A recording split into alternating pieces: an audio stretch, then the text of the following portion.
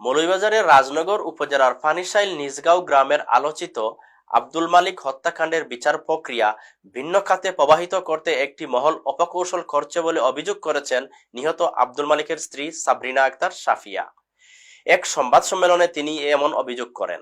আমাদের সহকর্মী আক্তার হোসেন সাগর জানান, 20 নভেম্বর বুধবার দুপুরে রাজনগর উপজেলা প্রেস ক্লাবে সংবাদ সম্মেলনে নিহত আব্দুল মালিকের স্ত্রী সাবরিনা আক্তার সাফিয়া লিখিত বক্তব্যে বলেন, 2021 সালের 17 নভেম্বর সন্ধ্যায় আইনজীবী আব্দুর রকিব মন্টুদের পৈতৃক সম্পত্তি বশির রাবিয়া কটেজ বাড়িসহ নিজগাঁওয়ে তাদের সকল সম্পত্তির দায়িত্বপ্রাপ্ত কেয়ারটেকার আব্দুল মালিককে নির্মমভাবে হত্যা করা হয়।